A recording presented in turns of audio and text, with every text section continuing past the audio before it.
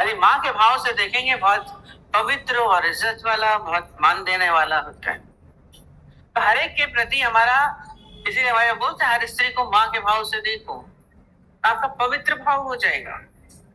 उसके अलावा कोई भाव नहीं है, अलग भाव नहीं है। और पवित्रता को हम भीतर स्थान दें। और गुरु को अगर माँ माना, गुरु माँ करते रहते हैं, खाली मुख से गुरु माँ नहीं होना चाहिए, माँ का जैसा ऐसा ही भाव हो, हम अपना प्रेम पूरा उड़ेल दें। और गुरु से जो संस्कार मिलेंगे उससे आपका जीवन क्या होगा, उच्चतम शिखर पे पहुंचेगा। गुरु हमें साधारण नहीं रहने देता। और माँ, जैसे माँ को देने का भाव होता है, वो सब कुछ दे देता है अपना, सब कुछ दे देता है। हम रोज बोलते हैं गुरु के पास जो भी कुछ होता है वो अपना सब लुटा देता है, ज्ञान, प्रेम, अपना सब दे देता है। हम कहते हैं इसलिए जो उसे लेने वाला है शिष्य, उसके पास तो क्या हो जाता है, डबल हो जाता है। उसका अपना भी होता है और प्लस गुरु का मिल गया। अपना सारा ज्ञान है, अपनी समझ है, अपना प्यार है, सब उसका अपना भी होता है, प्लस गुरु का हो गया डबल। आप तो मालूम माल हो जाते, गुरु से भी बढ़ के हो जाए। पर आप गुरु से भले बढ़ के हो, पर कभी भी अपने को बढ़ के नहीं माने। जिससे हम हुए उससे हमको अभी बुलाएंगे नहीं, माँ से हम हुए माँ को नहीं बुलाएंगे, गुरु से हमारी स्थिति बनी, हम गुरु को नहीं भूलेंगे। तेरा प्यार कैसे भूल जाए। लोगों के अंदर ज्ञान आ जाता है, हम तो पूरा न कौन देखेगा, कौन बार बार जाए, कौन सेवा करते रहे। वो वाली कितनी बार हम बताए थे कि एक गुरु आराम से लेटा हुआ था, रात का वक्त था, और शिष्य उसके पैर दबा रहा था। पहले परंपरा थी पैर दबाने की, सासों की, अब तो कोई करता नहीं है, समय वो पैर दबा रहा था। और थोड़ा वक्त भी हो रहा था, धीरे धीरे वक्त गुजर रहा था। तो थोड़ी देर में क्या हुआ कि शिष्य बैठा, वो भी बहुत पुराना शिष्य था और उसके पास बहुत सारा सालों से, वर्षों से था, ज्ञान पूरा सुन लिया था। ज्ञान तो ज्यादा थोड़ी ना है, और समझ जानती है तो पूरा आ ही जाता है। ऐसे रहते कहें कि मेरे को तब पूरा ज्ञान आ गया है, मैं अभी तक पैर दबा रहा हूँ, मुझे क्या जरूरत पड़ी अभी तक पैर दबाने की। देखिए कभी भी अहंकार आ जाता है, ये बहुत सूक्ष्म अहंकार। कभी भी हमारे और उसमें अंतर क्या है, कमी क्या है।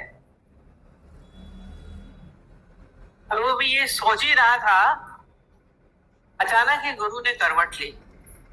खाया और दूसरी तरफ करवट लेते हैं ना, तो शिष्य बोला आपको नींद नहीं आ रही, आप करवट ले रहे हैं। बोला मैं तो करवट ले रहा हूं, तू भी करवट ले ले। मैंने क्या कर, समझ आते, गुरु के पास सारे वाइब्रेशंस जाते हैं। आप मत सोचिए कि आप जो सोच रहे हैं कर रहे हैं गुरु को नहीं पता चल, बोला कुछ नहीं था, खाली सोचा।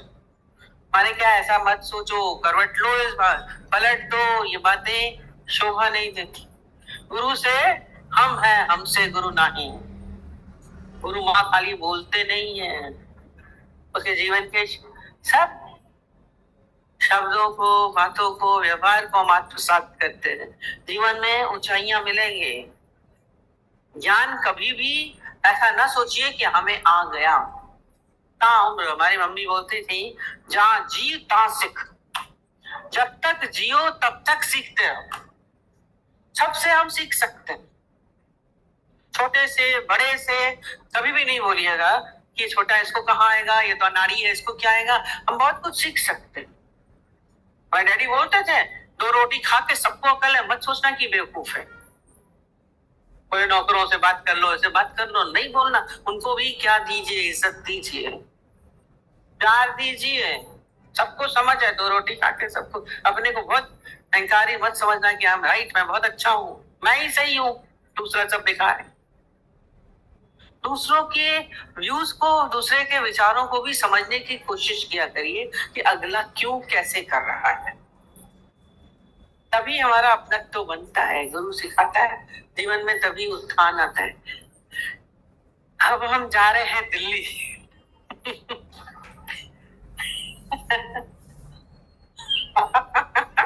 तो कह रहा का ये तो यहाँ बैठी है। ऑनलाइन हम दिल्ली पहुंच रहे हैं।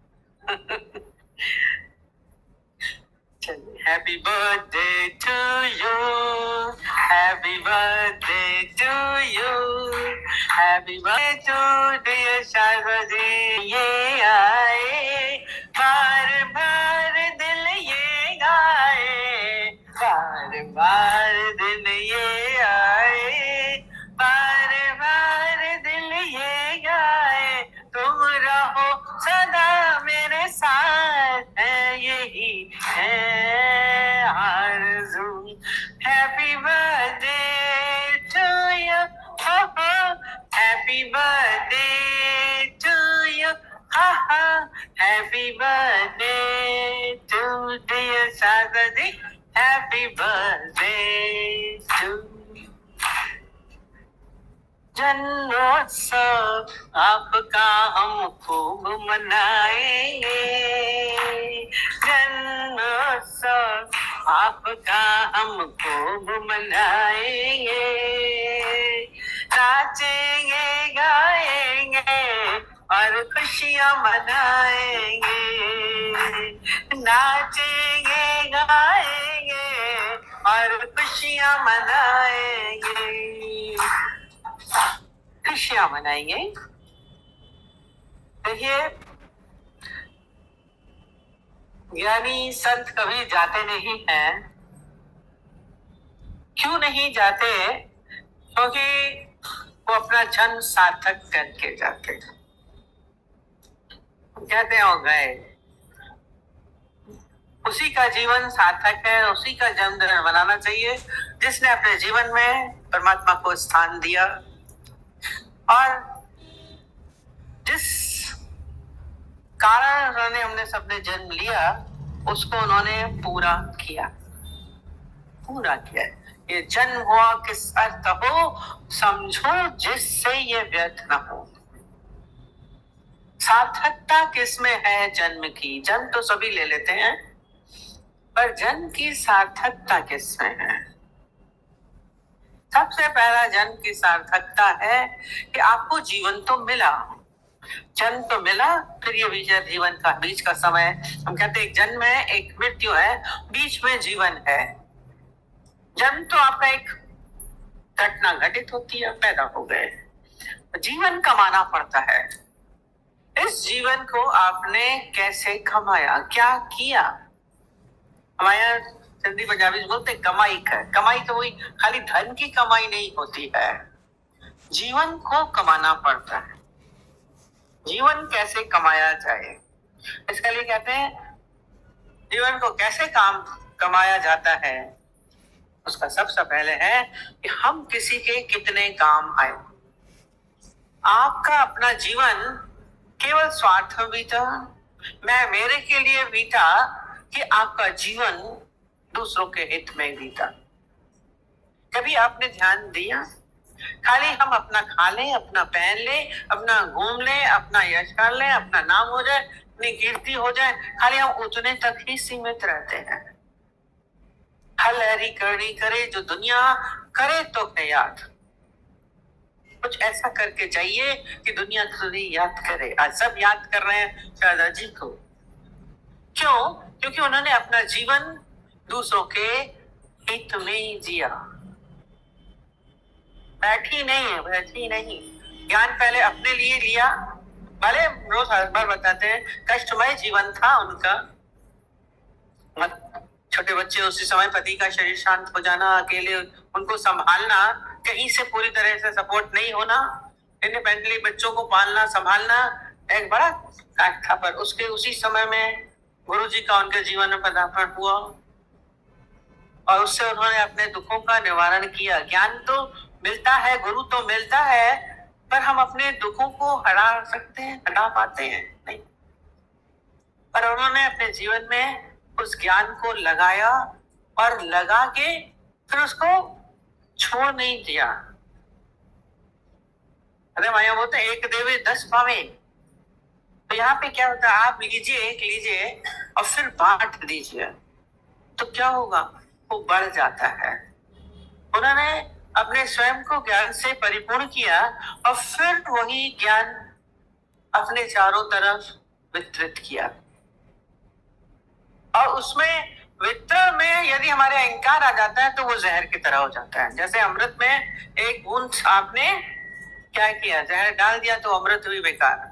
आप बहुत कार्य करें पर उसमें यदि आपका अहंकार आता है तो वो व्यर्थ हो जाता है। इसलिए कार्य हो निरअहकारिता से। उन्होंने अपना जान करके सबको प्यार दिया, अपनत्व दिया, ज्ञान दिया, जो भी उनके करीब आज पूरा दिल्ली का इतना सारा जो ज्ञान का प्रकाश फैला हुआ है एक शैला आंटी और शारदा जी की वजह से। बहुत बसेस में जाना, तब तो सामर्थ्य नहीं थी कि अपनी गाड़ियां हो, अपनी देखते हो, बसेस में 4-4 3-3 बसेस चेंज कर करके जाके वहां पे पहुंचती थी। ज्ञान का वार्ता सब जगह होती थी। सबके जीवन में उन्होंने उजाला किया, जिसको कष्ट होता था उनके अनुसार सब बताते हैं अनुभव। दादाजी का जो उद्देश्य था उन्होंने पूरा किया। ये कहते हैं जीवन का सबसे बड़ा यही है कि हम किसी के काम आए।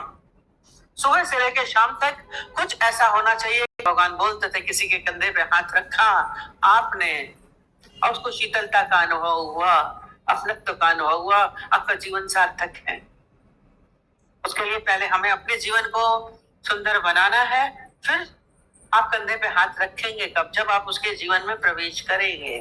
बाहर जाके किसी को नहीं छू लेना है, माने किसी के जीवन में प्रवेश करिए, किसी को अपनत्व दीजिए, किसी को सब बाहर से यदि हम किसी की सहायता कर सकते हैं धन पदार्थ से, खाली ऐसे सोशल वर्क कर दिया अपने नाम मयश करने के लिए, हम धन बांट आए, हम कपड़े बांट आए, हम अनाज बांट आए, वो कह रहे हम जा रहे हैं दाल चावल बांट के आ रहे हैं।